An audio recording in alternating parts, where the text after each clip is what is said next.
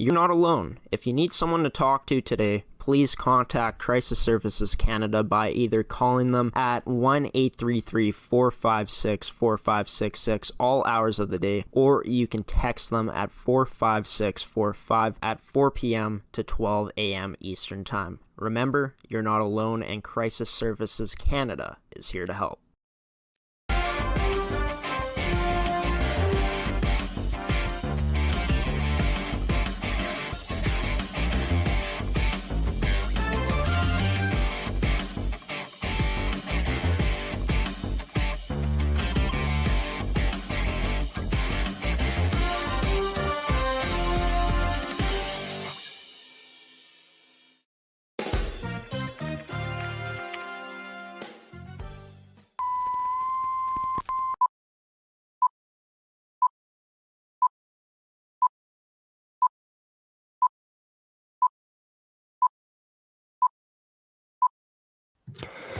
Good Friday, everybody. Good morning. It's a happy Friday here in Winnipeg, Manitoba. It's a bit cloudy out this morning, but we're inside, keeping nice and warm. Welcome to this edition of Rise and Shine Manitoba, brought to you by Evolve Green, AETi, as well as our other sponsor of this show, in Fabricland Winkler, of course, the official sponsor of Rise and Shine Manitoba. Also going to hear from Pilot-Mound Hockey Academy as well in today's episode, in one of their commercials, in their commercial that they've done for us here on the network. And today's episode going to be a good one. Got 3 guests in total joining today's episode. Harry Siemens is going to join us first on the Farm Report, give us an update on what's been happening in agriculture. Then, in a pre-recorded segment, Lorena Mitchell going to come on and give us the weekly solar report here on the show. And then finishing off with the last guest, and Brad Platt, head coach of the U18 Female Prep team for the Pilot-Mound Hockey Academy Buffaloes. And then ending off this episode after the interviews with a segment of Graeme's opinion. Lots of great stuff to talk about in today's edition of Rise and Shine Manitoba here on ASTV Productions, Manitoba's show. And you know what that means, everyone. It's time to rise and shine here on this Friday morning.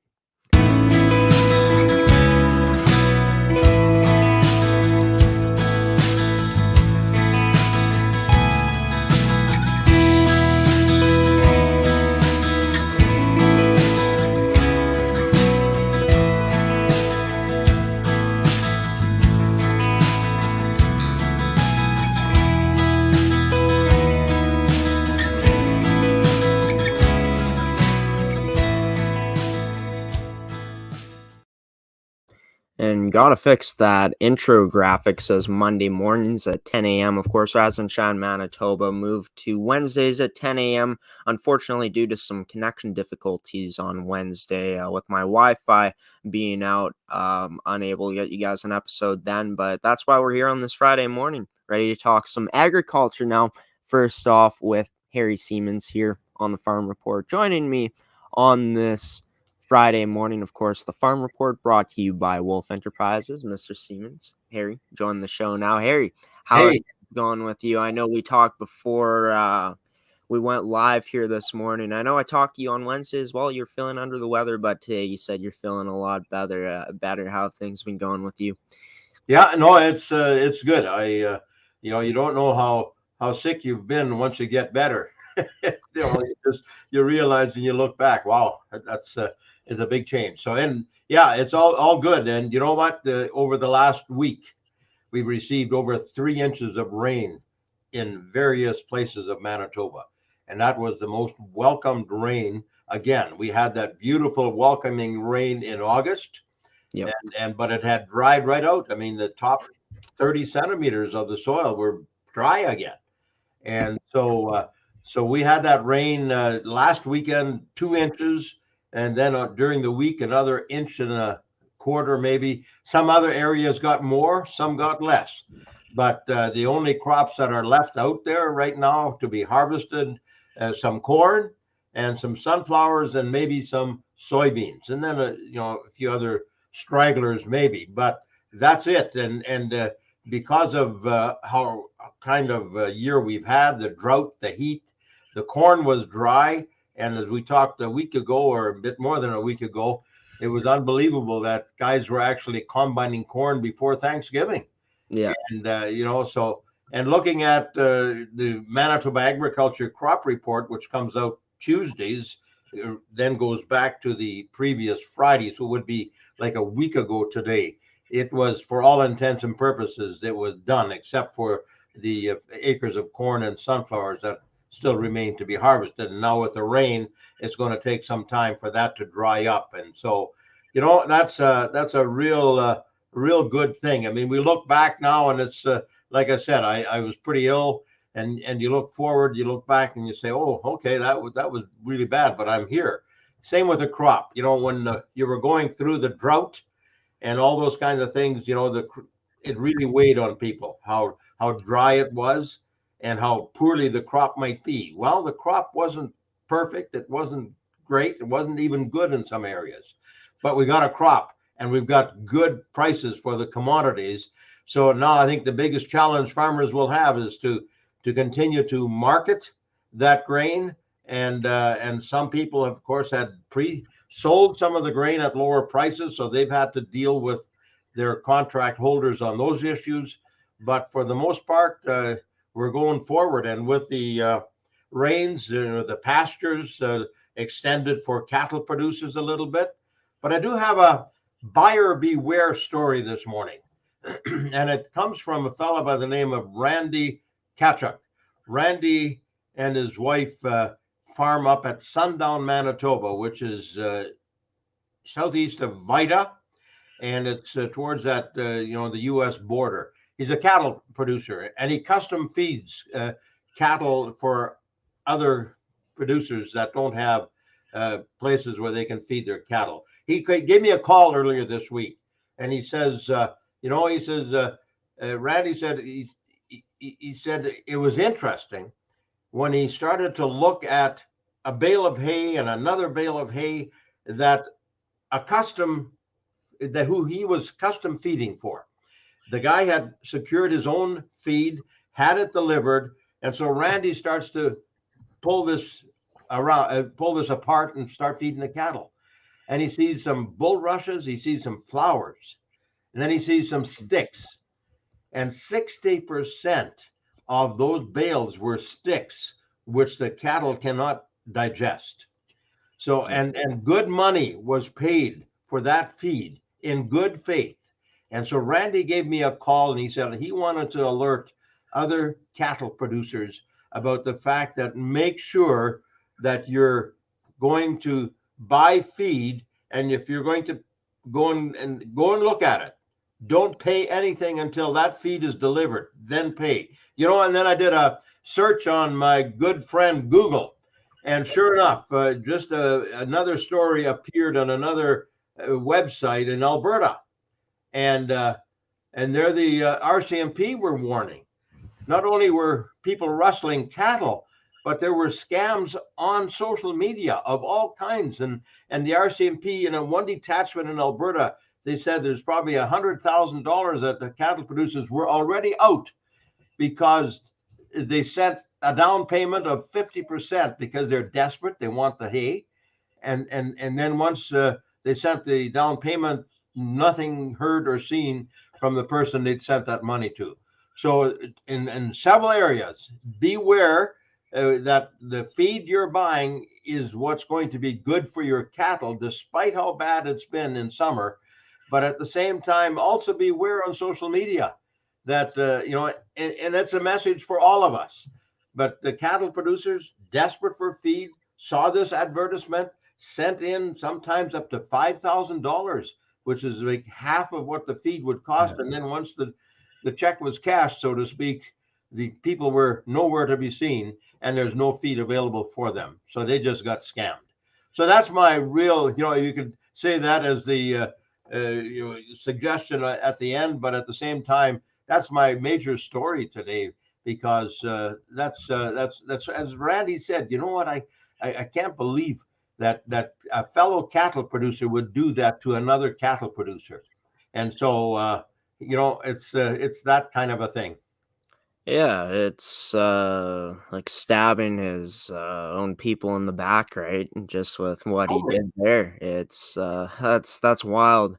That's a wild story. There's that story about the scam there. But in terms of talking about market prices, just in terms of, can farmers set their own market price, or what goes into that? No, I'm here. You know what? I should say yes and no. Number one, farmers are price takers. Farmers do not set a price. The farmer is at the end of the chain, right? Right. So they basically get for their crop. But if a company needs the kind of crop that that farmer has, and they already have a market for it, then the farmer will get more. So last fall in spring, the prices were going up, and so you can lock in a price. You can say the price started at $10 a bushel, then it went to 12, then it went to 15, and people started to lock in, say, wow, 10 would be average, 12 is pretty good, 15 is already a great price. Well, then it popped right up to 20, Yeah. and so the catch here is some of the farmers that locked in at $15, uh, all of a sudden didn't have a crop. They didn't have enough crop to fill the contract. So that's where the real issue comes in, and that's we've talked about it before. So now some of those farmers will say, "Well, waive my contract." Well, no, the company cannot waive the contract because they're also having to speak for the crop that they sold down the road. So you have a farmer in southern Manitoba selling his canola to a grain buyer. The grain buyer sells to a company, and the company sells to China, so to speak. And so the Chinese want that crop. They also locked in a price, and so that's where you cannot set your price. You can lock in a price that you think you're Mm. comfortable with, and for the most part, farmers always got crops. Well, this year some of those farmers didn't get the crop, and so they had to go chase. Where they locked it in for 15, they had to go and pay 20 in order to fill that contract for 15. So it becomes quite an issue, and as some people have said, I've talked to a number of people, is talk to your, like, don't go and make a big deal about it somewhere else. Talk to your grain buyer, to the company, and see what it is you can come up with. Talking about the rain we got now, obviously, rain at any time of the year is welcome. Would have been nice to get more sooner in the year, but it's just the way it is, right? But just to see this rain now, to see how much rain we've been getting in the past week, has been nice to see. Talk about the effects that this rain is going to have moving forward for farmers at this point in the year. Well, the thing I always tell farmers and anybody else that is either concerned not enough rain and got too much rain, you said, you know what? If we were in charge of that rain, we'd mess it up too. But but at the same time, it's just a real blessing on many fronts. Number one, it's so good to bring up the hope and the spirit for next year. When you start to fill up, that soil that was so dry, and back in July we thought we would never get rain. It seemed like we would have a drought forever. Yeah. So we had 4, 5, 6 inches in August, and it was dry. It didn't take long, and it was gone. And then it got dry again, and so now we get another 3, 4, 5 inches, whatever people got. And it does, number one, it replenishes the subsoil. It starts to fill up some of the dugouts that were dry for almost a year, and it made it so much more pliable as far as the soil is concerned. And a lot of places, farmers like to get some green growth in fall, and when it's dry, you don't get green growth. Well, we got green growth. In fact, we got green growth in crops that were still left out there to be harvested, so they had to also deal with that.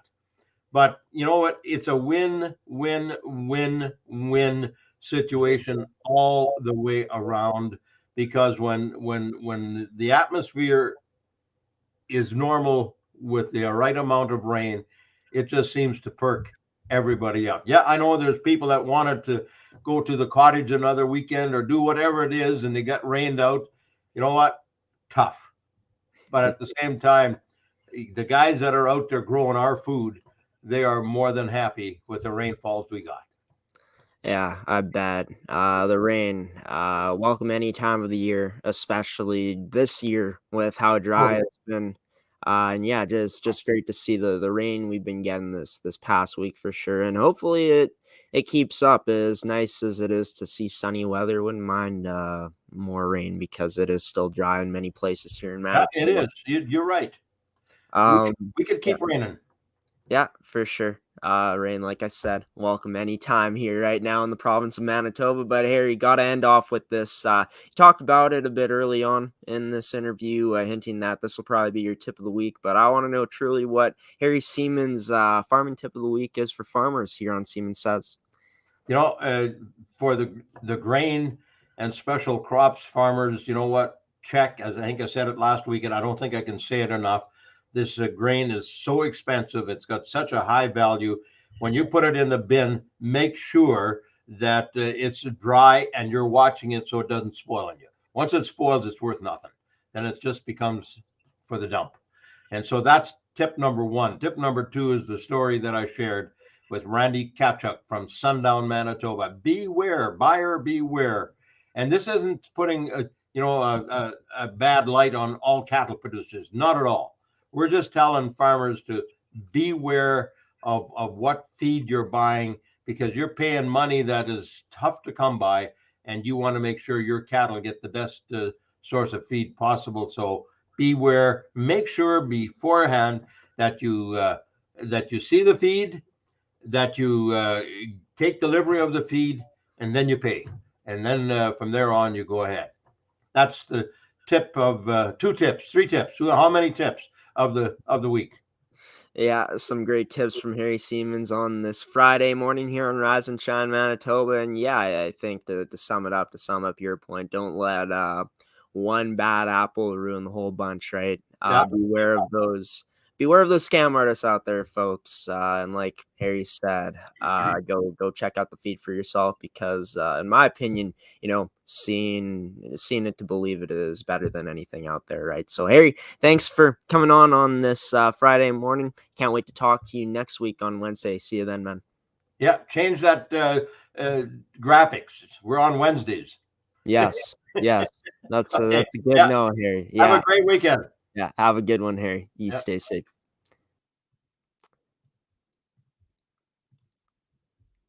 And Harry Siemens joining me here on the Farm Report. And Harry, he's fully aware of that graphic, the Monday mornings at 10 a.m. graphic on the intro of Rise and Shine. Got to change that up. Changes coming soon. I'd have to think for sure. Not sure. Got to talk to the big boss man, Glenn Munford, to see if we can get that changed. Probably will, but who knows? Who knows how soon it'll be until it says Wednesday morning on that graphic. But yeah, we're going to go to our first commercial break here in today's edition of Rise and Shine Manitoba. Coming up on Manitoba's show, Lorena Mitchell is going to give us a solar report, the weekly solar report here on Rise and Shine Manitoba. Of course, Manitoba show here on ASTV Productions. Stick with us.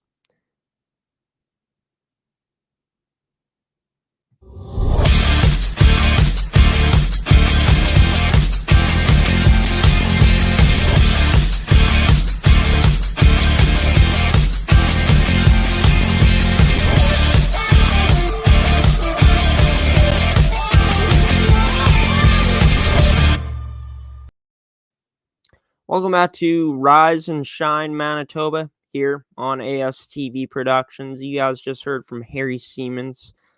Seems like he's doing well after he was ill this week. Seems like he's getting over whatever he had going on there. I know when I talked to him on Wednesday, his voice was sounding kind of rough, but yeah, his voice was sounding good today. Could hear him very nicely, very clearly. And yeah, always nice to talk to Harry on the Farm Report and get the update on what's happening in agriculture here in Manitoba and just in other places in the world as well. Harry always likes to touch on places other than Manitoba, which is nice. But we're going to transition into the solar report, the weekly solar report here on Rise and Shine with Lorena Mitchell, a host of Evolution Greenworks here on the network, and the CEO, president, founder of Evolve Green, one of the proud sponsors that supports many of our shows here on ASTV Productions, including this one, Rise and Shine Manitoba. But yeah, I actually haven't had a chance to watch the segment yet that Lorena did. We're doing it a bit different now, I'm pretty sure, where she's going to be doing it pre-recorded. It's not going to be an interview type of thing where I ask her questions. She's just going to come on and flat out just give you guys the solar reports. So, it's going to be 14 minutes long from what I've seen. Haven't had time to look at it, to be honest. So this is going to be a surprise for me. What's going to be in store for this one should be a lot of good stuff. Before we do show that, though, I just want to thank.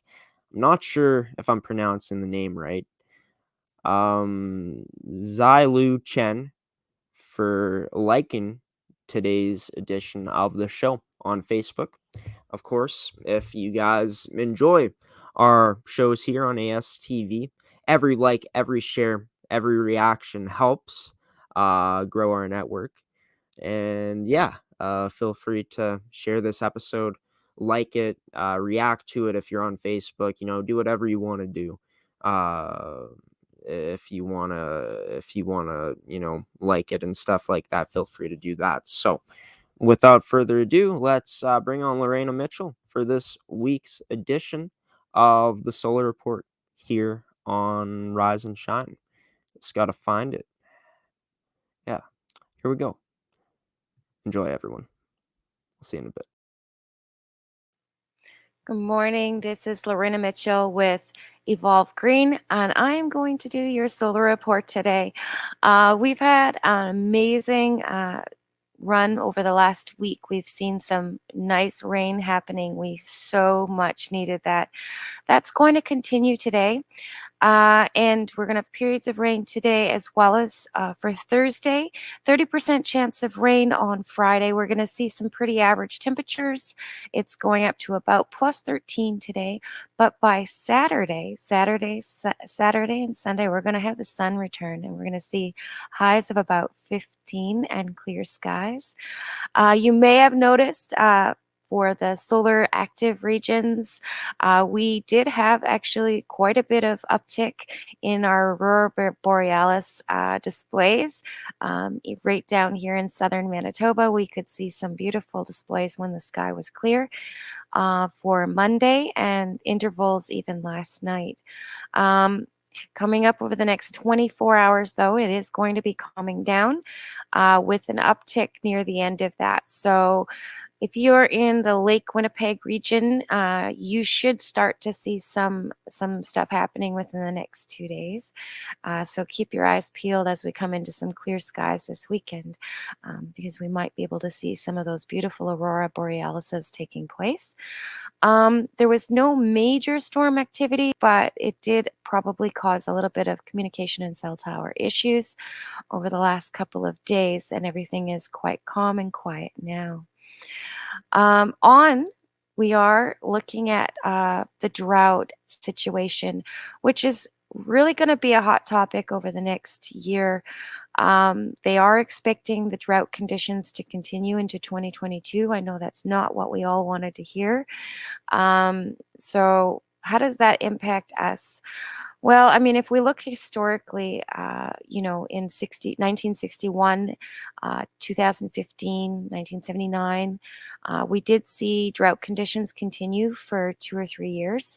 And we are in the beginning edge of this. So we consider this year to be the real drought. So next year, we're still going to see those conditions. And we're hoping that by 2023, this is going to wane off. However, back in the 30s, so from 1929 to 1937 was our longest period of drought recorded in Canada.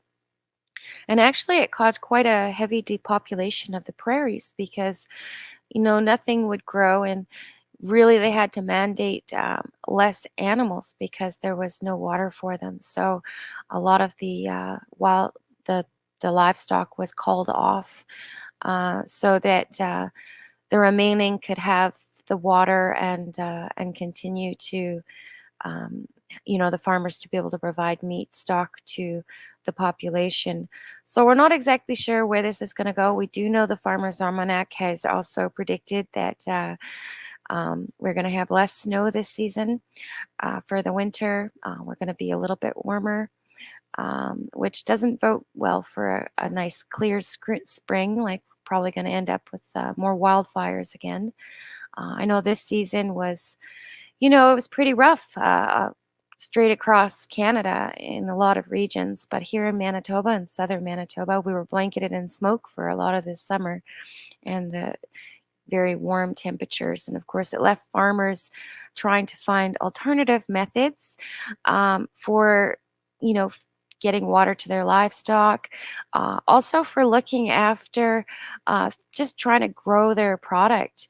So it's very difficult when there's no rain, which does lead to increased food prices for the following seasons, because what happens is there's less of it available for the farmers that did manage to bring their product to market. And also the growth is stunted, right? So even the stuff that product that was able to grow, it's not as big, it's not as robust.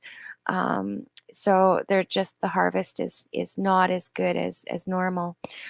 We can continue to see this happening, unfortunately, into 2022 is what they're predicting. And we are also looking at different methods on how renewable energy can help with this problem. So one of the things that I do at Evolve Green is we design pumping systems. So this has been one of the number one things that we've been asked to do. So farmers are trying to find ways to irrigate the crops and to get water to their livestock. In some areas in northern Manitoba or in the mid regions, past Winnipeg going up, Gimli Way, it was very, very dry and not as much water available. We're going to, doing solar pumping situations where the solar or wind or blend of both are providing water to livestock and to crops because they just don't have power in those areas. So we're going to see much more of that. We did hear about some real devastating stuff going on over in Saskatchewan. Some of the farmers there are getting very, desperate. They want to get the water to the cattle. They're dying. So as this persists into 2022, if we see similar conditions, even if they don't get worse but stay about the same, it's going to cause that water tables also to drop, which means the watering holes are going to dry up. So it's going to become more difficult. So renewables do have a very big part to play in getting power to the back 40 and trying to get water to livestock and irrigate those crops so that the farmers can produce more and bring to market for the population. So, we're really crossing our fingers that, history doesn't repeat itself like the dirty 30s. Absolutely. We're hoping it's only a couple of year thing. But like I said, we're already on year 2, 2023. 2022 is going to be our 3rd year in drought. So we're really hoping that it's not as bad as this year and we get more rain.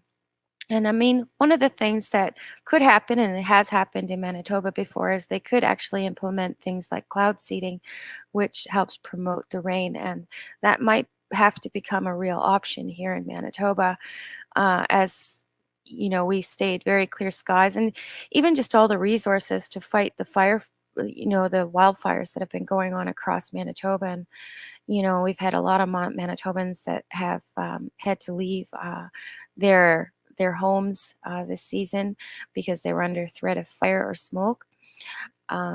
So we really want to see some real innovative, creative ideas coming to the plate for 2022 so that we can have, retain, or utilize the moisture better. Um, you know, we talk about climate change, and climate is a cycle in a lot of cases, and some of it is definitely wrought by people, but it is dependent on the cycles as well.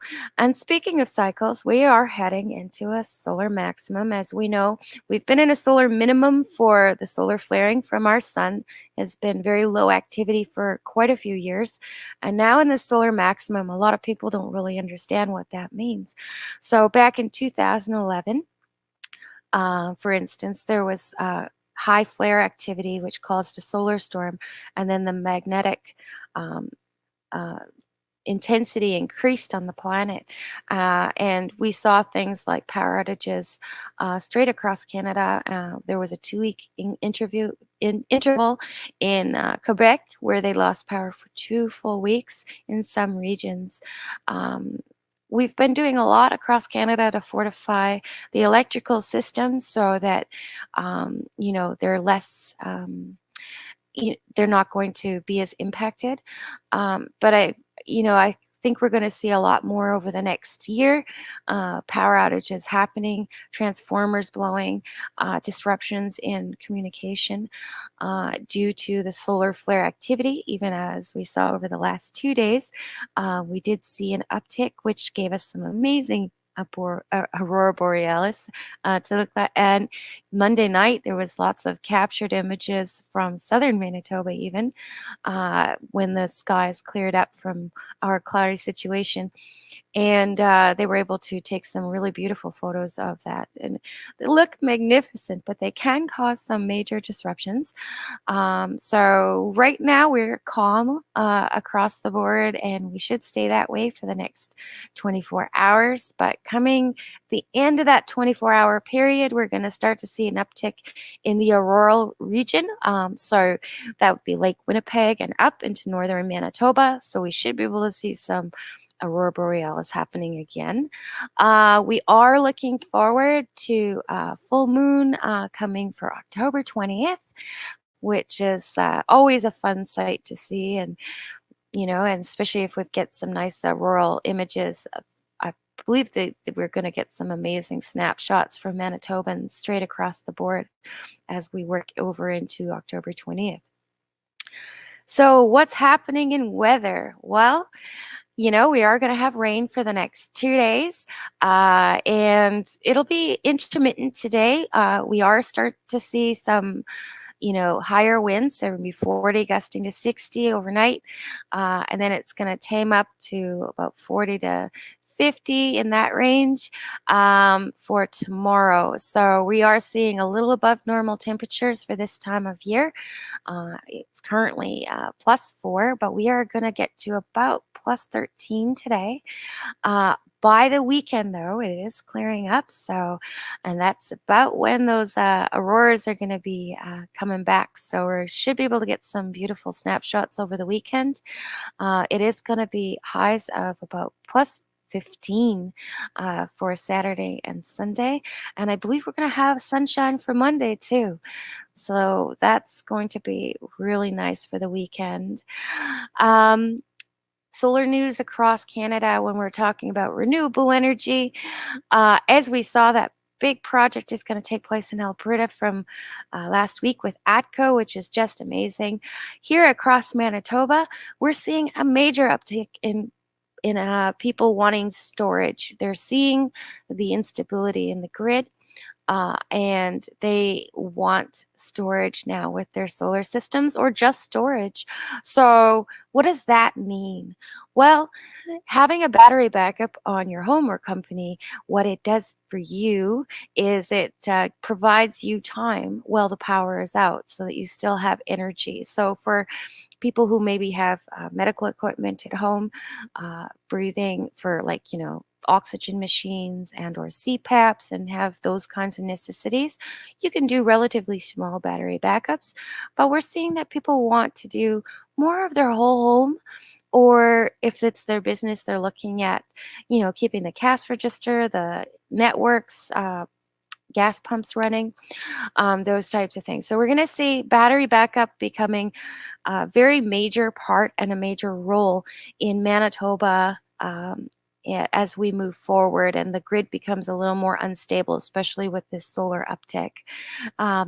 How long does the solar uptick go? Well, actually, they're about 11-year cycles. So for this period of time, actually, we're just beginning into the solar maximum. So we should start to see some pretty incredible auroras over the next couple of years even. So that's it for the solar report today. Graeme, thank you for having me. Evolution Greenworks, Thursday at 8. And that's it for our report today. I'm going to leave you just with a little snapshot of the magnetic uptick. And you can see that over the course, we just are coming out of an unstable period, and working over into the weekend.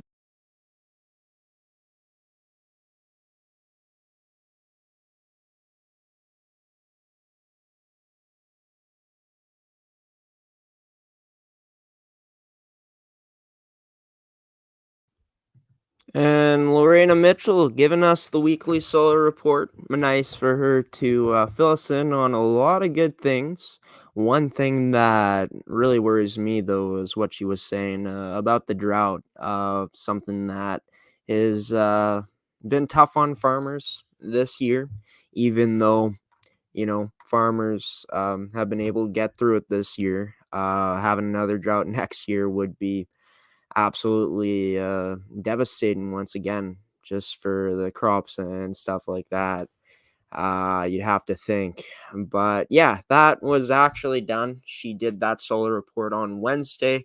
Was supposed to be out on Wednesday, this episode, of course, but due to those Wi-Fi difficulties, those connection issues, we're unable to do an episode on Wednesday, like mentioned before. But yeah, Lorena Mitchell giving us the weekly solar report. Can't wait to hear from her again next week and just everything she's going to be talking about. And for sure, check out her show right now. It's on our network, Evolution Greenworks.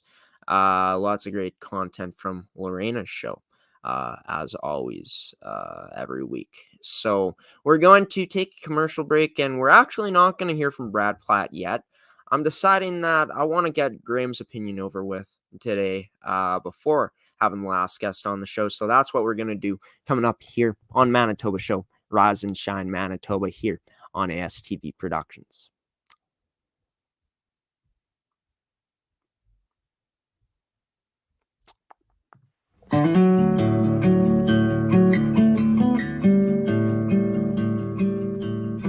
Hello, my name is Lorena Mitchell, owner of Evolve Green. And here at Evolve Green, we take the environment very seriously.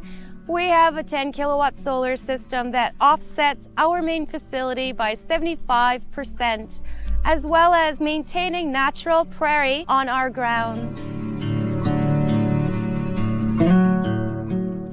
Our mission, creating renewables that work for you. I started Evolve Green in 2008 with a passion for the environment and wanting to change my corner of the world. And that remains the same today.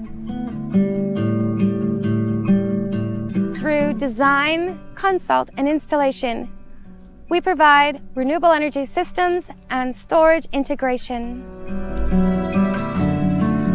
Here at Evolve Green, we help Canadians rethink power and storage to help fortify our children's future. To learn more, visit evolvegreen.ca.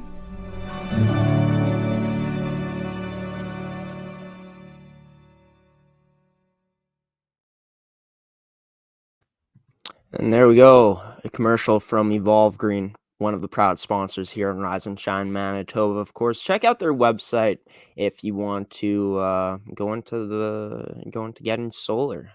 Thinking solar, they got battery backups, grids, all that good stuff. So check them out if you want to invest today and go solar. could be a good investment for sure. Just how solar has really been, booming here, growing year in and year out. So great to see that. But yeah, welcome back to Rise and Shine Manitoba. Go into Graham's opinion now. We usually do this at the end of the shows, of course, but I thought it would be great to start off this third part of this episode with Graham's opinions. So lots to talk about today in terms of the NHL and CFL, as well as we'll get to my fast food story in just a moment. That's what we'll be starting off with after this, though. I saw this notification today. Not Dougie Hamilton, Charlie McAvoy. Boston reportedly inks the D-man to an 8-year extension worth $9.5 million AAV. So annually, he'll be making $9.5 million a season. And for a defenseman like Charlie McAvoy, that could be a heck of a contract if he continues to grow in his game. Just a defenseman that can get it done in all zones. Very reliable in his own zone, plays a lot of minutes for this team. And yes, playing a lot of minutes doesn't always result to you being a great player, but for Charlie McAvoy, I think that just his quality and his minutes are what really, pull me into his game. He's a great puck mover, great defenseman, closes the gap very nicely, can shut down opposing teams' top players, and can also put up some offense as well. Very offensive, gifted D-man. And for Boston, getting him for the next, 8 seasons, just with him being so young, definitely going to, continue getting better, in my opinion. I think that that's a great deal for the Boston Bruins and Charlie McAvoy for them to get that figured out and sorted out and have him signing long term for 8 seasons. And sure, the money, $9.5 million, is a lot of money, but paying for a defenseman like Charlie McAvoy, you almost have to spend that money with just how the market is set nowadays in the NHL. But before moving into my top 10 wingers and top 10 defensemen, was going to do top 10 goaltenders, but decided to save that for next week. And in next week's episode, I'm going to give you guys my top 10 players in the NHL. All the players, could be centermen in there, could be wingers, could be defensemen. Not sure if I'm going to do goalies yet in that one, because I feel goalies are pretty hard to rank among, forwards and defensemen. But we'll see. But starting off with my worst fast food experience here. Moving into that, not starting off with that, but moving into that, my worst fast food experience. And let me tell you, I've had a lot of unfortunate situations with fast food places in terms of the food, the whole meal getting to my plate. I'll give you an example. One time waiting in the Wendy's drive-through with my cousins after we finished doing a hockey game. I was doing some goal judging for the Twins. It's just when you keep track of shots that they had or the other team had, and keeping track of the goals and flicking on the light to signal it's a goal, the good stuff like that. So me and my cousins, we're all at the game. We go to Wendy's after the game, and it's in Southdale, this one. And I ended up ordering a burger. I forget which one, but waited 30 minutes in the drive-through and did not get my patty. We didn't check the food because you'd think that the patty of the burger is there. But yeah, I got home and just had a burger with all the veggies, all the stuff on it except for the patty. That's pretty bad. I'm not gonna lie, waiting 30 minutes. That's not the greatest to see that. Another one. It's not my worst, just leading up to it. This one definitely not as worse as the Wendy's one. But going to McDonald's, ordering a junior chicken. Someone ordered a junior chicken without the junior chicken sauce. How could you do that? I don't know. It's definitely not for me, but I ended up getting their order, and it was the worst junior chicken I've ever had. I'm a big fan of those. I love chicken sandwiches. Mary Brown's is probably my favorite, but junior chickens are always reliable, but not on that day. Another fast food story. Went to Subway one time in St. Vital, and not sure if you guys know where this one would be, but it's by a Dollarama, and then you continue further along the street, and then you see like the Bulk Barn, Shoppers Drug Mart. I think, I'm not sure. There's a what's it called? No Frills. Used to be an Extra Foods place like that, but that's where this Subway is. And I ordered a meal one time from there, and I see this guy, the guy working there. I asked for cookies, and he gives me this cookie. I look at it while he put it in the bag, and half of it was gone. I could see, so I'm thinking, you know what? Maybe it's just half of the cookie broke off. Once I started digging into the cookies, however, found bite marks in them. So someone got hungry, didn't finish their snack, didn't finish their cookie, and put it back. Yeah, definitely not going back to there. But all of those don't compare to my worst fast food experience ever, being going to White Castle. Now, I played hockey growing up. I've mentioned this many times throughout my time here on ASTV that I, played some minor hockey growing up. Highest level I ever played was AA, and my first year AA was when I was 15. We were in this tournament. I was playing with the Winnipeg East Rail Cats at the time. We're in this tournament in the States, finished the weekend. I ended up fracturing 3 of my ribs that weekend, so that wasn't the funnest. Maybe 2, but I'm pretty sure I fractured 3. It was terrible.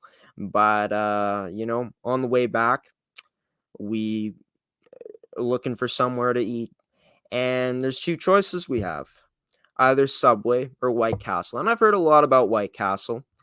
My dad always said it's terrible, but I wanted to try it for myself. My coach was really fired up about going to White Castle as well. So I'm thinking, you know what, why not try it? I get into White Castle, waiting to order, and it's crazy. In that place, they serve these sliders, so they don't serve big burgers. They serve like these little burgers.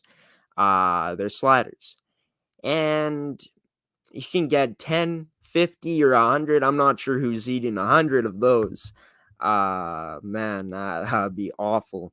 But if you like it, you like it, right? But I end up ordering 10 sliders. I ordered fries and a drink. I think it was like a Coke or a Fanta, orange Fanta. But I get it.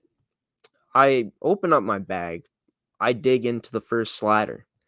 And no lie, this was how it was. This is how I can describe it. The meat was soggy. It was falling apart. The cheese basically disintegrated into the burger, and it was wet. And the bun was soggy as well. I could barely finish one of these sliders, and let me tell you, these things were tiny, but it was that bad that I couldn't even finish the meal. At least with McDonald's, even though it was super dry, at least this thing looks somewhat edible. Even though this slider from White Castle was edible, it was pretty close to not being edible. I'm not gonna lie, it was awful. I dig into the fries. When you get fast food and the fries, if you keep the fries the next day, it's kind of like cardboard. Yeah, that's how these fries were after 10 minutes of ordering. So, absolutely terrible burger. I ordered 10 sliders. I gave the rest to my dad. I'm pretty sure he didn't really enjoy them either. I don't know who could, but yeah, just the quality of the food was awful.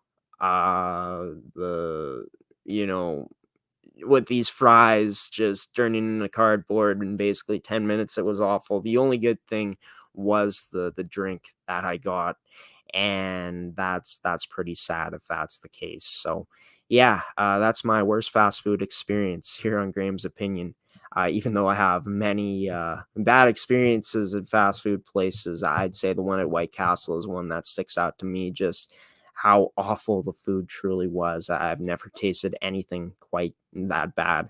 while eating out at a fast food restaurant. But let's move away from that and talk about some top 10 wingers in the NHL.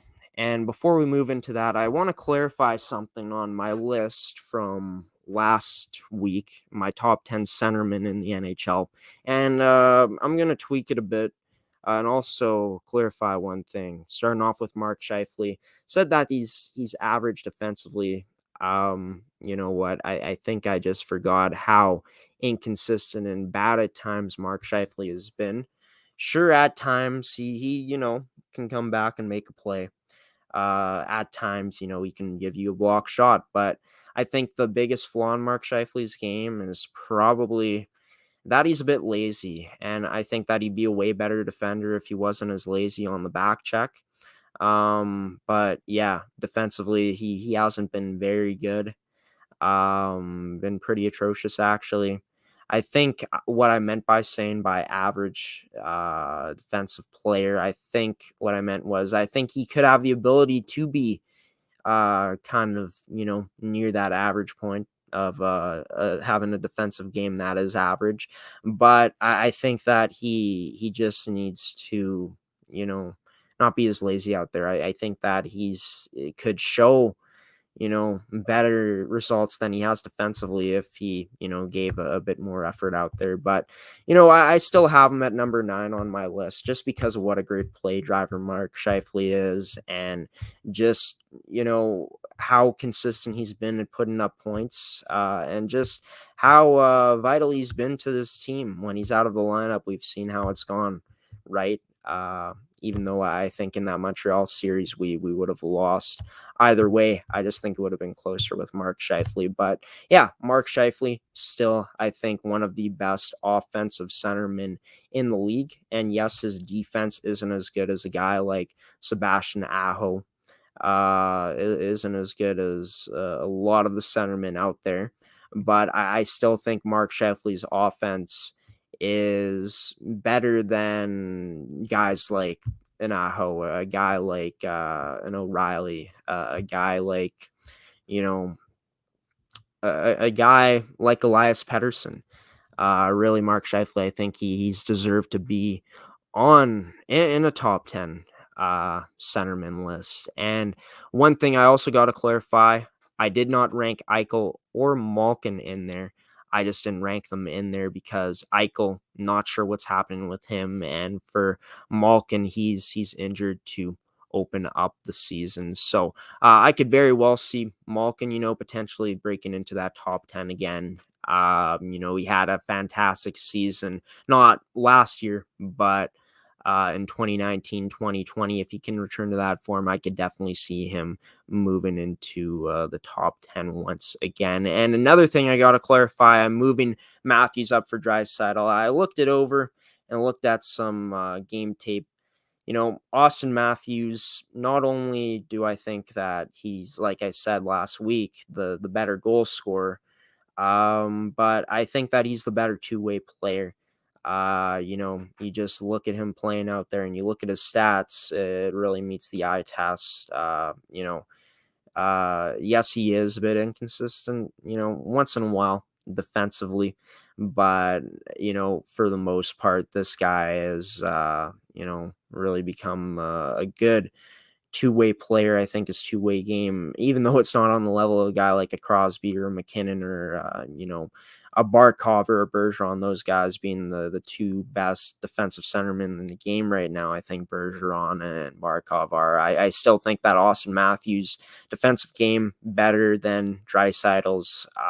He can put the puck in the net at an extremely high pace, extremely high level. And Matthews, looking back at it, even though, he doesn't have as many assists as Draisaitl, this guy is still a really great passer.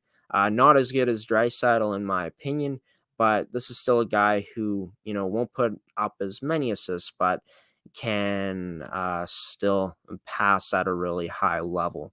And of course, his goal scoring ability, I think, is what is the biggest part of his game. He can score he can score in many different ways. And I think, just the reason I have him over Draisaitl at this point is just because I think Matthews' game is better in both ends.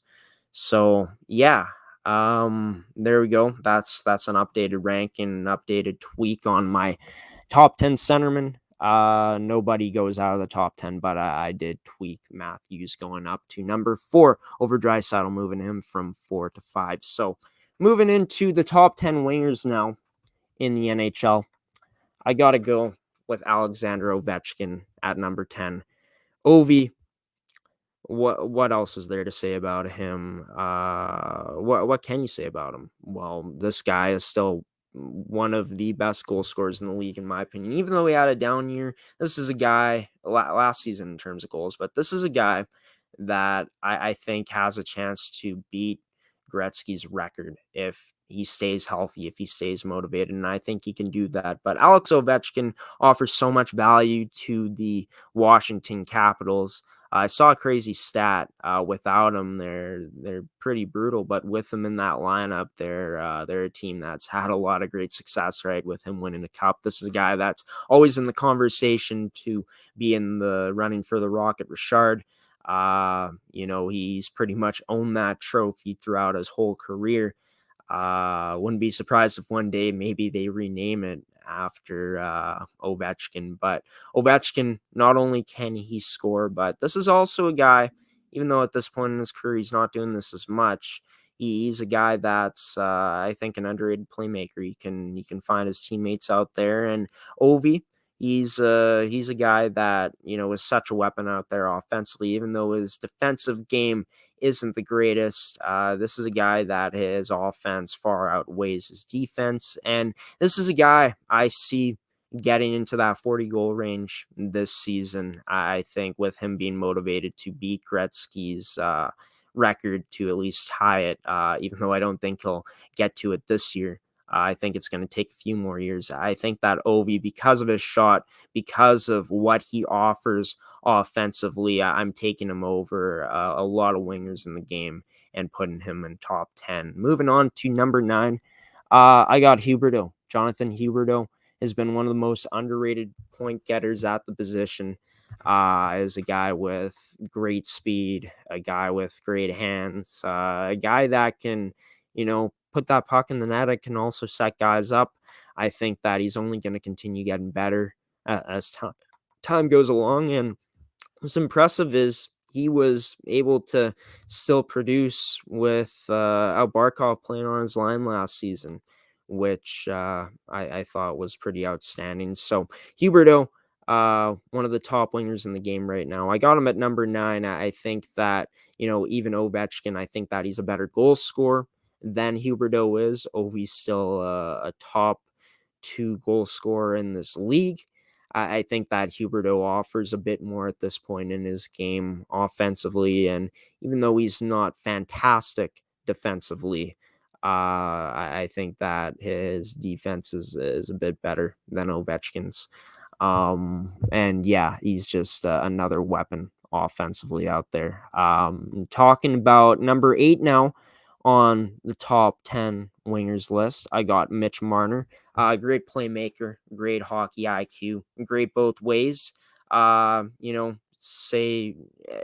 Matthews, for what he's been able to do scoring, but having a guy like Mitch Marner there has been a huge part of his success. And Mitch Marner, a guy that, terrific hockey sense, a guy that is able to, read defenders' movements very well, able to expose them, able to, put the puck into high danger scoring places, putting that puck in a high danger scoring position for him to, either, score a goal or make a play by passing off to one of his teammates. But this is a guy that's established himself as one of the top playmakers in the NHL. I think that just stems from his great IQ, his great awareness out there, and he's also a great two-way player as well. Moving into number 7, I got Mikko Rantanen of the Colorado Avalanche. He's proven to be an elite all-around winger. He can put up 30 goals, and he can also dish that puck too. He's put up the assists in the past. That's what the bulk of his points, I think, have usually come from, but this guy can also put up 30 goal seasons. And, playing with a guy like Nathan MacKinnon definitely helps, but Mikko Rantanen adds so much firepower and some more defense to that line.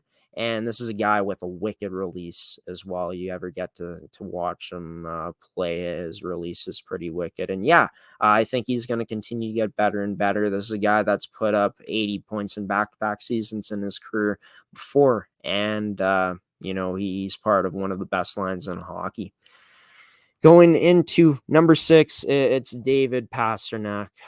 Pasta, one of the best goal scorers at the position, went off for 48 goals in 2019-2020. And this is just a guy that is phenomenal, not only with a shot, but phenomenal with the puck all around, just in terms of, stick handling, really opening up defenders with his ability to stick handle.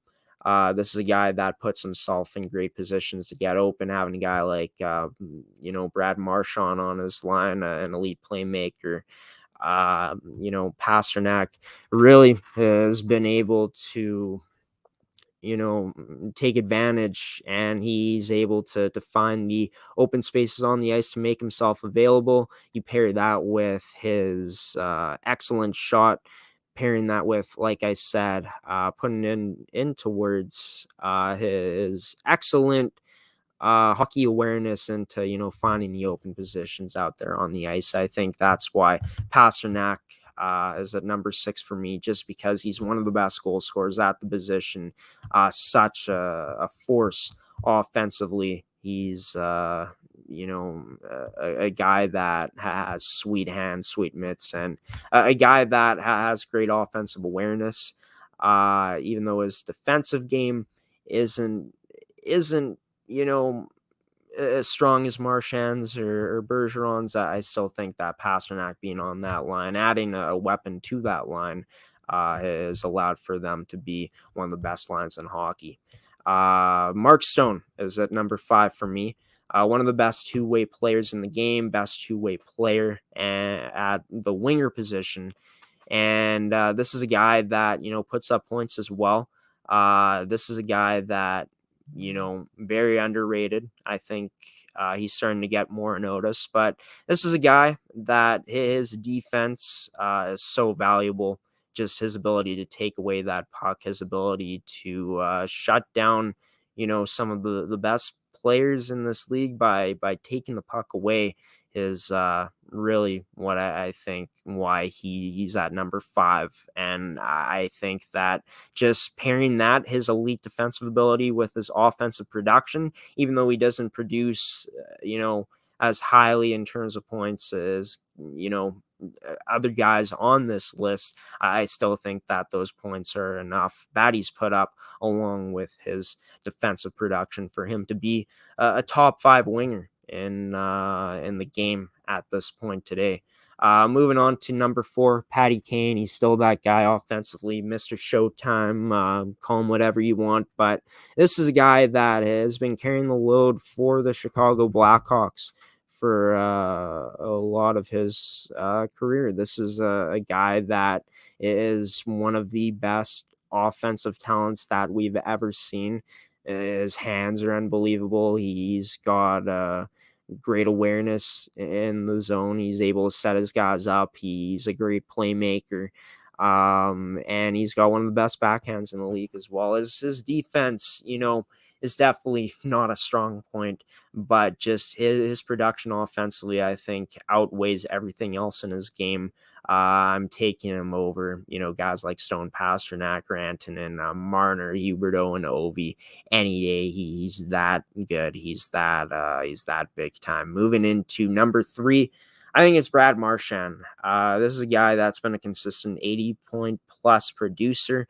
For a while now, one of the best playmakers in the league. He's the lead in that sense, and good defensively as well. He can also put that puck in the net. Only one season where he failed to hit at least 20 goals. And I think Brad Marchand now, one thing that gets, I think one thing that's valuable about his game is just his ability to really rattle the other team with the shenanigans he displays out there at times. But I think that, he's the type of player that you hate to play against him, but you'd love if he were on your team. That goes for the fan bases as well. You hate when your team plays against him, but you love when he's on your team. But yeah, Brad Marchand here, I think that he's proven to be a top 3 winger in the league because of his point production, because of his elite skills offensively, like his playmaking ability, his ability to find his open teammates, great awareness, great vision out there, and he's good defensively as well. Moving into number 2, I got Artemi Panarin. This is a guy who had 58 points last season in 42 games played. He's a guy who's never, put up anything less than 40 assists. One of the best playmakers in the league. Once again, another guy up there. And he's a guy that's thrived in every situation he's been in. A lot of people kind of thought he was a product of Kane, and Kane playing with him definitely helped his game and put him on the track of what type of player he is now. But he's a guy that has thrived in every situation he's been put into. You look at when he went to Columbus, he led that team in points in back-to-back seasons. He was also one of the big parts of that team in Columbus taking down, which was one of the greatest teams of all time. That was being touted that at the point in the Tampa Bay Lightning, just in terms of what they did that season. And he's been he's been a guy that makes players around him better. You just look at the guys that he's played with, looking at New York, he's played with Ryan Strome and Jesper Fast, and Strome ended up having a career year with Panarin, and Fast ended up having a solid season as well. But Panarin can do absolutely everything you want offensively. Keeps his game simple, but he can also make the moves. Really being able to use his skill set, his skating, his hands to the best of his ability to beat defensemen and expose their weaknesses. So Panarin, I got him up here. People might question this, but Panarin, I think that he's proven that no matter the situation he's in, he's always going to put up points. And I think that the guys below him, like Marchand and Kane, even though they're phenomenal, not as much Kane, but Marchand, I think that, situation, you put Panarin on a team like the Boston Bruins, you put Panarin on a team like the Chicago Blackhawks, I still think he's producing at that same level that he's been able to, and maybe even better if he was on the Boston Bruins, to be honest, with that line of Bergeron and Pasternak. But moving into number 1, I feel like this is obvious at this point because I haven't said his name. It's Tom Wilson. No, I'm kidding. It's Nikita Kucherov of the Tampa Bay Lightning. Just a guy who has a rocket of a shot. Was watching that game last night that he had against Detroit, and man, let me tell you what a bomb he had. He has a fantastic one-timer, a fantastic shot. Once again, a great playmaker, a guy that can do absolutely everything you want in the offensive zone. And he's probably one of the best power play threats in the league, putting him up there with a guy like an Alexander Ovechkin or some of the other guys in the league. But this is a guy who, you look at the points, 85 points in 68 games played in his last full regular season, which was 2019-2020, so 2 seasons ago. 100 points in 2017-2018 and 128 points in 2018-19. In that season, he brought home the Hart, the Pearson, and the Art Ross trophy. And the reason I got him here is I can't deny what he's been able to do in the playoffs, back-to-back playoffs with 30-plus points. He had 34 points in 25 games played in this last playoff run that they had. Pretty sure those are the stats. You guys can look them up. But yeah, Nikita Kucherov, best offensive talent right now at the winger position. And you just look at what, when they added him in the playoffs, even though Tampa was an extremely deep team and still is this season, even though, they've downgraded a bit. in terms of just losing some guys to other teams and in free agency or whatnot. But, Nikita Kucherov, when they added him to that team, he didn't miss a beat in the playoffs. He, was really one of the biggest parts of why Tampa Bay ended up repeating as champions, just with his production on the power play. And yeah, really a winger that can do it in all facets in the offensive zone, and a winger that's, not too bad defensively as well. Moving into the top 10 defensemen now on my list. Hope you guys enjoy the top 10 wingers. Moving into defensemen now. Starting off with Shea Theodore of the Vegas Golden Knights. This is a guy that's proven to be a pretty good offensive defenseman. He's a guy that's improved his defensive game as well. I think that he deserves a spot at number 10. Miro Heiskanen is at number 9. I think that for Heiskanen, he could be very well top 5, if not a top 3 defenseman at some point in his career. I just feel like he's gonna, at this point, he still has got some room to grow in his game in terms of putting up the more offensive numbers, but he's definitely shown that ability, right? This is a guy that is so reliable out there, a guy that is a fantastic skater. And yeah, this is a guy that, if he continues to get better and better, with his skill set with the puck, just being able to find his teammates with his passing, he continues to grow defensively. I think that he could very well move up and climb up on this spot, on this list, climb up from number 9 to, higher up on the list. But moving into number 8, John Carlson, one of the best offensive defensemen in the league. Sure, his defense isn't the strongest compared to other defensemen on this list, but his ability to possess the puck, really keep it away from opposing teams is what really draws me to him. He plays defense in that type of way where he possesses the puck really well, right, and keeps possession of it. So this is a guy, phenomenal point getter. He's going to be a huge part of the Caps' success again this season. And, he's for him, even though his offense is way better than his defense, in my opinion, I think for an offensive defenseman like that, it far outweighs his defensive capabilities. He's still not bad defensively, but like I said, I think where his value comes in the defensive side of things is just his ability to maintain that possession of the puck, right? Like a guy like Dougie Hamilton, for example. Moving on to number 7, I got Alex Pietrangelo, an all-around stud on the back end. He's a guy who produces quite a bit of shots, can get that puck on net, and he gets in lanes and block shots. He's a defenseman who's not afraid to get into the thick of things back there, getting in lanes, blocking shots, like I said. But this is a guy, not only is he one of the best defensemen in the league in his zone, in terms of, what he's been able to do consistently throughout his career, but he's also a guy that, like I said, can put up shots. He's a guy that, is a great passer as well. And he was a huge part of why Vegas was able to have the success they did in the playoffs last season, especially against Colorado. Moving on to number 6, Charlie McAvoy, all-around stud.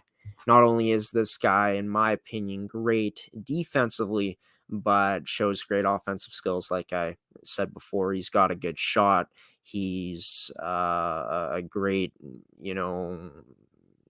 passer. He's a great skater as well. And I think just with the team he has around him, he's going to continue to thrive and continue to grow. And he's in an ideal situation right now in Boston, I think, especially with that decor this year, with just how strong they are. And yeah, I think that Charlie McAvoy deserves the spot just because I think that he really took a step towards getting better even better last season, and really seen him in the playoffs going up against the top players that these teams had to offer. A lot of the times he was, keeping nice gap control, shutting them down defensively and transitioning up nicely. A lot of things you want in a good defenseman. But number 5 on my list is Roman Josi. This guy coming off Norris in 2019-2020. So 2 years removed from that, and one of the best all-around defensemen in the league. Just what he's asked to do with that team, even though it's been a pretty strong D-core in Nashville while he's been there. Yossi's been the guy carrying the load. This is a guy that carried the load for them not only defensively, but offensively in that 2019-2020 season. And, even though he had a down year for his standards, last season, I still think this guy is big time. He's money. I got him at number 5. I don't think there's many better defensemen out there except for these 4, better than Roman Josi in terms of, just all around game. Except for this next guy, he's better offensively, maybe a bit weaker in his D zone, but I think that with his possession abilities, this takes away some of that concern defensively. It's Dougie Hamilton. Going to be interesting to see what Dougie's going to do this season with the New Jersey Devils. Dougie, one of the best possession D-men in the league, keeps the puck on his stick for a long period of time. So smart out there, makes a lot of good plays in the offensive zone. One of the best offensive defensemen in the league. And sure, he's got some problems defensively. He's a bit inconsistent, but at the same time, if he has the puck a lot of the time, how are you gonna play offense? And Dougie Hamilton allows, for his teammates to do the things that they do because of his ability to possess the puck. Really a guy that I think makes players around him better just with his ability to do that. So Dougie Hamilton is at number 4 for me. Number 3 is Adam Fox. Won the Norris last season, second in points among D-men last season. He had 42 assists, and Adam Fox, guy who I think in this third year in the league for him is going to continue growing his game defensively, is going to continue, becoming one of the best offensive defensemen in the league. And with him winning the Norris, could say he could be, higher up on this list, but I feel like these two guys are just a bit better at this point. Cale Makar is number 2 for me. One of the best offensive defensemen in the league. He's improved his defense in his second year, so last season as well. And yeah, for me, Cale Makar, one of the best skaters in the league, maybe the best skater at that defenseman position. Just his elusiveness, his agility, his ability to, cut on a dime, stop on a dime too is really what draws me to him. But, he improved defensively, and he's one of the best offensive defensemen in the league. I think he is better than Fox, even though I think that, Fox is really good. I still prefer Makar. But I still think the guy at number 1 is the best defenseman in the league until proven otherwise. I think that Makar's and Fox are going to have another strong season, which I think they will, to overtake him. And I think that could be a possibility. I could see Makar at number 1 on this list at the end of the year when things are all said and done. But for now, it's still Victor Hedman. Victor Hedman, all around best defenseman in the league. This guy produces offensively while being reliable in his own end. And this is another guy, like a lot of players on this list, that go up against the best in the world night in and night out, plays a lot of minutes, plays a lot of quality minutes, and has been able to, consistently shut opposing teams down. And Victor Hedman, just with how big of a body he is, you can't teach size. I think that his stride is so powerful. I think that his offense is still at an elite level. and all those things until proven otherwise. This is also a guy who won the Conn Smythe in the 2019-2020 season when Tampa won their first of 2 cups in these last 2 seasons. He ended up winning the Conn Smythe. So this is a guy that, Tampa has built around. It's worked out very nicely. And he's a guy that he has delivered night in and night out for pretty much his whole career. So I still think he's the best in the world until proven otherwise at the defensive position, but at the defenseman position, but going to, not say Makar or Fox overtakes him this year. I think at this point this season, at this point in the NHL, I think Hedman is still at that number 1 spot. So those are my top 10 wingers and top 10 defensemen in the league. And yeah, you know what? We're going to save the CFL power rankings and the predictions for next week. Going to take a week off from that because I do want to show you guys this next interview with Brad Platt.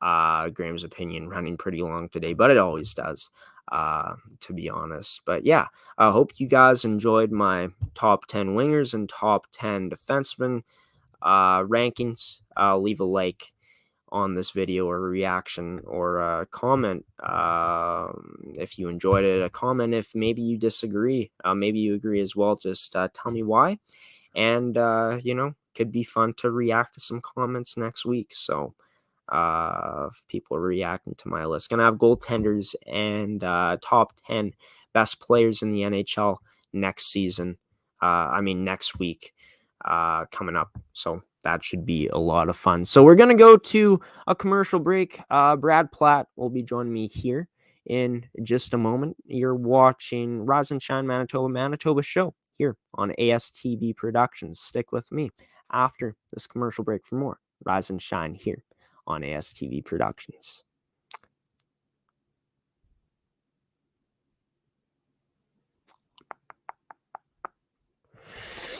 Welcome to Pilot-Mound Hockey Academy, your world-class academic and hockey training facility created to maximize each student's athletic and academic potential.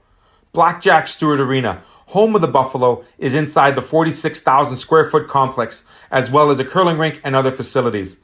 The students have a unique combination of successful, well-rounded education at Pilot-Mound Collegiate Institute and the professional hockey training in an encouraging community.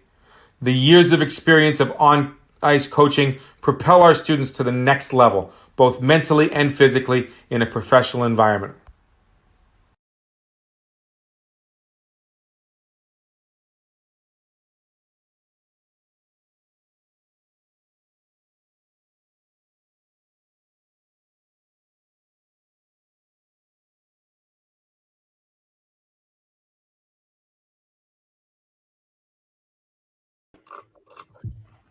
All right, you ready?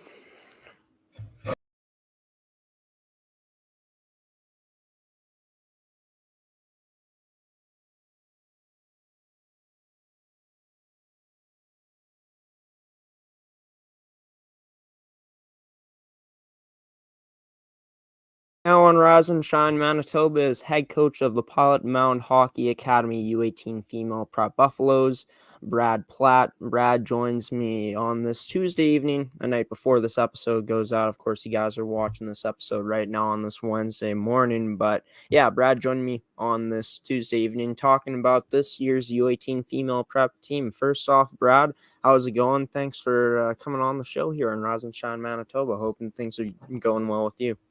Yeah, no, thanks for having me on. It's been going good. Pretty busy every year this time of year. It's a little crazy. Getting everybody settled in here into small town Pilot-Mound and getting everybody adjusted. And yeah, it's a good crazy, but it's a good busy. It's a lot of fun. That's great. I want to start off with just asking about yourself, how you started with this academy, how you came to become the head coach of this U18 team. Yeah, I don't know, it's quite a few years of coaching. I think I started coaching in 1998. Wow. I started fairly young. Actually, I started coaching with Rick McConnell, the coach of the U17 boys, in AAA midget at the Poundland Valley Hawks. So coached there for 4 years, and then moved on to minor hockey because both my daughters were into hockey, and coaching at the senior level, minor hockey, and then back to midget AAA boys, and then did a half a year at Shasbury and Winnipeg, and then into the AAA midget girls. Yeah, it's been quite a few years of coaching, and this academy started up, and I ended up moving back to town. I'm born and raised here in Pilot-Mound. So Yeah. I've always felt like I need to give back to the community, and this opportunity came up. And when I moved back here, there was no girls program, and since I've been involved with the girls programs in the past, we just decided to get one going, and that's kind of how it all happened.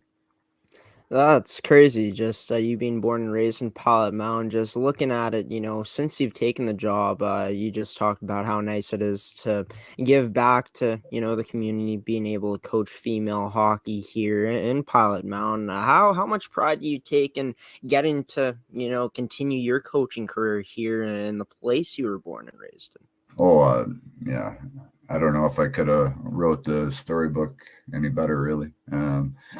It's awesome. Growing up, I basically grew up in the rink here. My father looked after the rink for as long as I can remember growing up. So whenever there was free ice, we'd be helping out, cleaning up the boards, and then whenever the ice opened up to go for a skate, we did so. And I had two other brothers also in hockey, so we basically were in the rink quite a bit growing up. And then, being in a small town here, everybody's got to pitch in here and there to keep these small towns going. And so I try and incorporate that as much as possible with the girls and all the teams here to volunteer as much as possible if we can. And it's just unfortunately we couldn't really do much volunteering in the last couple of years because of COVID. But no, it's good. I love showing these kids, small town living and what it's all about. And it's not that glorious sometimes, but we've had kids here for 4 years that didn't want to leave when they were done. So I guess we're doing something right.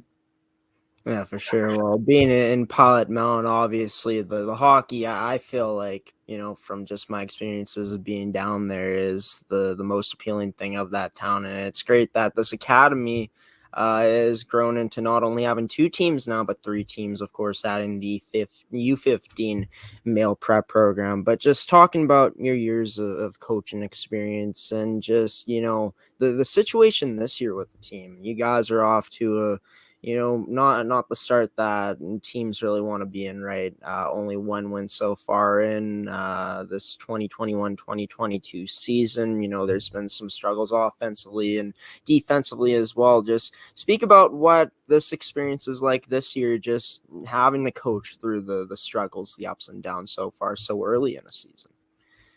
Honestly, it's not really a new thing. We have struggled in the past. Our first year was a struggle. The second year, every year we start off a little bit slow, and that's fine with me. Of course I want to win hockey games, but it's not all about the wins and losses to me. It's to see the progression in practices that these kids are doing.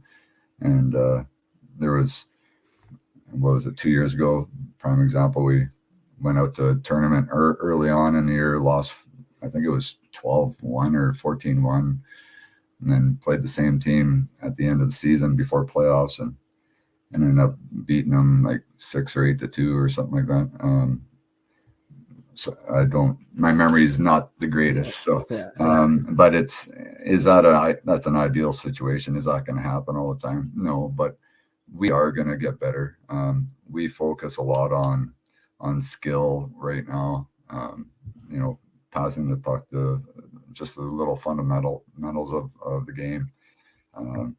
We're just getting into the team aspect of it. Power play and penalty kill and stuff like that. We don't really push a lot of that. We have a lot of time. Yes, unfortunately, the kids all want to know where they're supposed to go and what they're supposed to do. But if they can't get to those spots, then it's kind of tough too. So,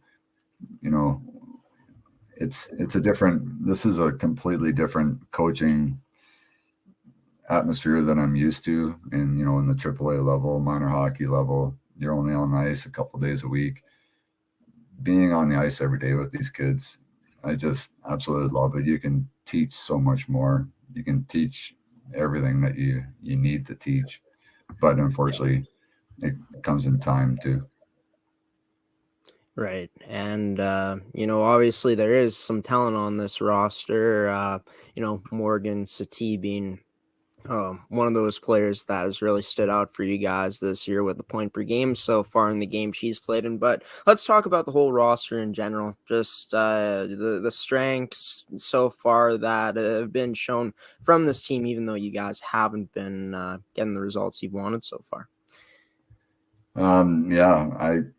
Honestly, I think we have a solid, well-rounded team. Like, everybody's fairly even. In the past we have had kids that are fairly new to hockey, so to speak, and then kids that are at a higher level. But this year I feel like we're, it's more of a well-rounded team. We have some good new players from Ontario area, like Lacoste and Compardo. Great addition to the team. Great kids too. And then another Haley Hanaki from Roblin area. Another just a really good kid. Just wants to be better, and has a lot of potential.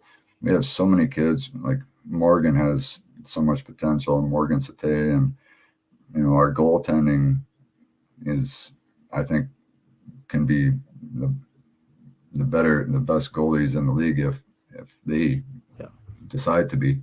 We have a pretty solid team. Some young kids. We have 3 grade 9ers. So it's Kennedy and Amy Raymer from Weyburn. There, she's on D. She's gonna be a good defenseman, and I keep forgetting that she's still only in grade 9. She came here in grade 8. So I do put a little bit of pressure on her, and I still got to think back. Oh, well, she's still in grade 9, but so she's got a lot of potential back there. Little Roxy Thompson, she just flies around out there. She'll just go wherever she needs to go. So yeah, I don't know. I can keep going if you want. Like I said, our goaltending, defense, we got a lot of work forwards and defensively. Our defense are fairly young. Trinity's back, but she suffered injuries last year, and Devana, I'm kind of leaning on her a little bit. She's a 3rd-year player, so she's I'm putting a little bit more pressure on her, but she's they're all coming around here. Just tough missing 1 year of hockey last year, or a year and a half. So yeah, for sure. And obviously this team on paper has that talent, right? It's just going to take a bit of time before this team can start truly putting things together. But just in terms of the bonding so far from this team, just the way the players have really meshed together, bonded together so far in this early part of the season. What have you seen from that part of things from the team this year? No, I think it's been good, and it sure helps playing games. Unfortunately, it doesn't help losing either doesn't really help with the confidence level. And so we're constantly trying to keep the kids upbeat. It doesn't matter wins or losses, we're going to get better. But it's, we need a couple wins here just to let everybody's shoulders drop down a little bit and get the monkey off our back. But it's been good. We have some kids that are kind of not surprising me, but we have a few kids that were pretty quiet early on coming in, and they've opened up a lot. Even Livy Playford, she's coming around on the ice, getting some more confidence on the ice too, and she was always a really shy kind of girl, but I see her opening up quite a bit now, and but we have some characters on the team that kind of make that happen too. So it's a good group of girls and a good, we got some good leadership, and it's good so far. Let's move into that leadership, just the captains and assistants on this team, the group that you guys have chosen this year to wear the letters. We haven't really chosen any. I've never been a huge fan of captains and assistant captains in the past. Kids sometimes just, it comes natural to some, and I, in some teams I've seen too much drama and stuff come out of it. So we do have leaders on the team, like our returning girls. I look at them to help out. Devana, ditto, is one. Trinity, so Livy's quieter, but I'm hoping she, takes the bull by the horn and kind of leads by example. Morgan, she leads by example too, and she's that character on the team too that kind of keeps everybody light once in a while. So, we do have some returning girls, but a lot of quieter returning girls. So I've seen some of the new girls stepping up too, and helping out with the younger girls also. So it's nice. I like everybody to pitch in, if you know what I mean. Yeah, for sure. Nice to have, multiple leaders that the team can count on and kind of look up to. And like you said, if those younger players can start stepping up and being leaders, that would be huge for you guys this season, for sure. Yeah. Talking about, the team so far this year, offense, has been a struggle so far, defensively struggling. But like you said, this has happened in the past where this program starts off slow. Just in terms of just the offensive zone, the defensive zone, just the whole game from the team this year, what have you noticed in terms of the things that, you guys have been struggling and that you guys have been working on and improving so far this year? Well, Graeme, we've been working on just about everything, and that's why we haven't had a whole pile of time for, even though we practice every day, to get into power play and penalty kill, which is going to be coming up here shortly. But we just, being off from team, doing skills in the last year and a half has been great. I love doing skill stuff, but you can sure tell that the kids haven't played, an organized game or, system stuff for a while. So it's a lot of refresher and a lot of reteaching. It seems like a lot of stuff got forgotten about.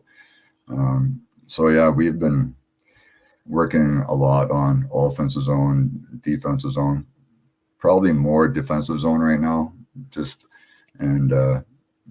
early on we were scoring goals, and so we're just trying to clean up the defensive part of our game a little bit. That's all 5 girls on the ice, or all 6 girls.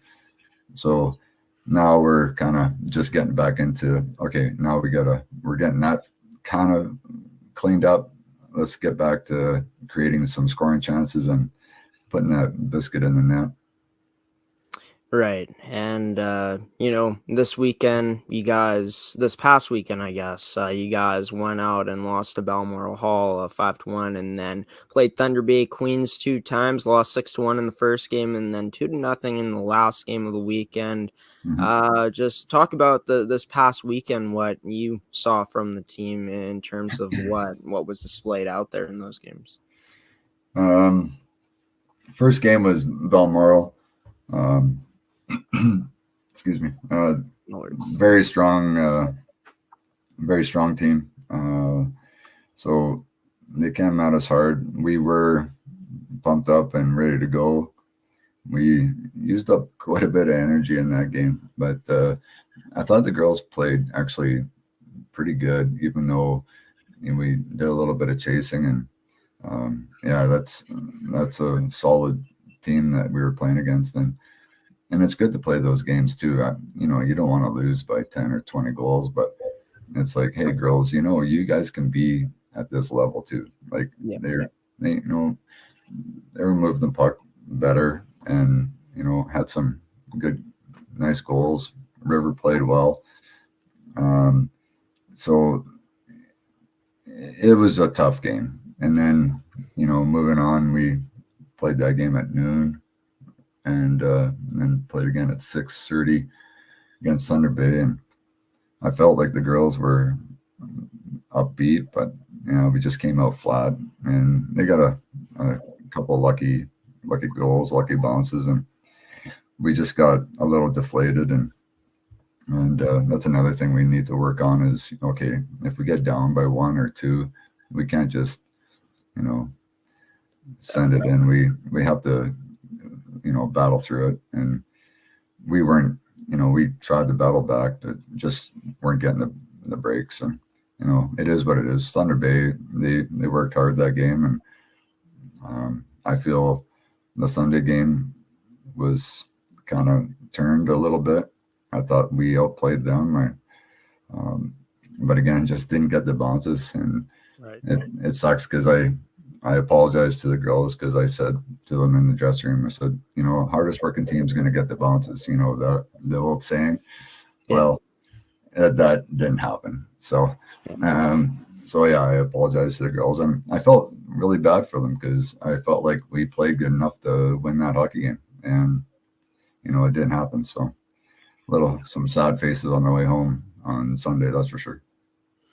Right. And always unfortunate when you feel like you outplay a team but can't quite get those bounces. The game of inch is not quite going your guys' way over the weekend over Thunder Bay in that final game. But before we did this interview, I also heard this today. I got the memo that the game this week coming up on Friday for you guys against Balmoral Hall, ASTV was supposed to be covering that game. It's canceled due to you guys being a bit banged up right now. What's been the with that being canceled, that game on Friday, what's going to be the focus on this team to getting the injuries, putting the injuries away, I guess, getting this team healthy again, and just the stuff that you're going to be working on in the upcoming week, and just before the next game for you guys? Yeah, we're gonna try and work a little bit more, since last year we did some more individual skill stuff. I'd really like to try and find some time to, even though we don't have to do individual one-on-one stuff, but it would be nice if we could find some time for that. I know the rink is pretty busy this weekend, but that's kind of our focus right now. Is there's still a lot of work to do, and I would like to, just do some live 5-on-5 stuff, and kind of stop things, and kind of fix things instead of just drawing it on a whiteboard. We've played quite a few games right now. We know what we need to work on. I would love to be able to play Balmoral again, but we have a few little injuries, nothing major. So, but I don't want to just jump right back into playing them again and getting some more out of it. And we got some work to do. So, we're a little shorthanded, maybe 4D, and a couple other girls a little sick and banged up. So yeah, so that's what we decided to do, and we got a lot of things we can do. Well, Coach, best of luck to you guys, getting things right and getting this team trending in the right direction. Of course, it is a process, so you guys keep chipping away at it and getting better day in and day out. Hey, thanks for coming on Rise and Shine Manitoba. Nice to talk to you, Brad. Hey, and you're welcome, and thanks for having me on. It's always a joy. No problem. That was Brad Platt, head coach of the Pilot-Mound Hockey Academy U18 Female Prep team. Join me here on Rise and Shine Manitoba. That was Brad Platt, head coach of the female U18 team, the U18 Female Prep Buffaloes from Pilot-Mound Hockey Academy, joining me on Tuesday evening. That was a while ago now, of course. Like I've said throughout this episode was supposed to be going out on Wednesday, but due to connection difficulties, we were unable to bring you guys a show. So that's why we've been here on Friday morning. Well, I've been here on Friday morning, and we're actually not in the morning anymore. It's 12:17 p.m., an hour and 46 minutes and counting now on this episode. I'm going to end it off right here. Leave you guys with some commercial breaks after from our wonderful sponsor in Evolve Green. Once again, to end things off, we'll also show you guys a commercial from Fabricland Winkler as well to end off this episode. Same one as you saw before. Just let you guys have a chance to check it out if you haven't already. They got some great products. You guys should check out their website, potentially maybe buy something. Lots of quality stuff from Fabricland Winkler. But special thanks to the guests in today's episode. Before I sign off, I want to give a shout out to Harry Siemens for hopping on once again this week on the Farm Report. I want to thank Lorena Mitchell for giving us a wonderful solar report, the weekly solar report here on Rise and Shine Manitoba, and also to Brad Platt, the U18 Female Prep coach for the Pilot-Mound Hockey Academy Buffaloes. Before I sign off as well, I want to tell you guys about the games this weekend on ASTV. Starting off tonight, of course, with that game canceled against the Balmoral Hall, for the U18s. That was supposed to go at 5 today. We're going to be starting our broadcast tonight at 7:30 for the U17 Male Prep Program from Pilot-Mound taking on the Edge in their first of 4 matchups this weekend. And then tomorrow morning, we're back at it at Blackjack Stewart Arena at 10 a.m. to watch the U17s battle the Edge for the second time. The U15s take on the Edge at 1 p.m. And then our big event, the CSSHL Game of the Month. It's going to be the U17s going up against the Edge. Should be a lot of fun seeing that game and doing the pregame show that we're going to be doing. Of course, ASTV Productions at 4:30 will be doing a 2-hour pregame show filled with analysis, interviews, and some other stuff as well. And then that's going to lead into the pregame of tomorrow night's matchup between Pilot-Mound's U17s taking on the Edge. And then that is going to wrap up our coverage for Saturday. Then on Sunday, we got one more game to broadcast. It's the U17s from Pilot-Mound taking on the Edge for the final time this weekend. That's all coming up on ASTV Productions starting tonight with a pregame show. Me and I believe Cody Wall will be having the call for you guys on the game. We'll be giving our thoughts before this matchup between Pilot-Mound's U17s and the Edge, and then we'll go straight into it. Calling that game should be fantastic. Tune in anywhere you can find us on social media like Facebook, our website, astvproductions.com. And should be a good one. Before I sign off, I also want to thank all the viewers for tuning in today. Hopefully you guys enjoyed Graeme's opinion. Like I said, if you guys enjoyed that part of the show, be sure to leave a like or a reaction or a comment, and give me your thoughts on the list I gave for the NHL's top 10 wingers and defensemen. And yeah, other than that, special thanks to our sponsors in Fabricland Winkler, Evolve Green, and AETi, as well as Pilot-Mound Hockey Academy. Rise and Shine Manitoba will be coming to you guys next week on Wednesday at 10 a.m. Central Daylight Time. You can catch that on our Facebook at ASTV Productions, on our website at astvproductions.com, or on our Twitter as well at Amateur Sports TV. Going to be a lot of fun. Can't wait to do it all again next week on Wednesday. But until then, folks, I've been your host of Manitoba's show, Rise and Shine Manitoba, Graeme Forsyth, signing off now. Until next time, have a wonderful weekend. Have a great rest of your Friday. Stay safe out there, and we'll see you next time. Peace out, everyone.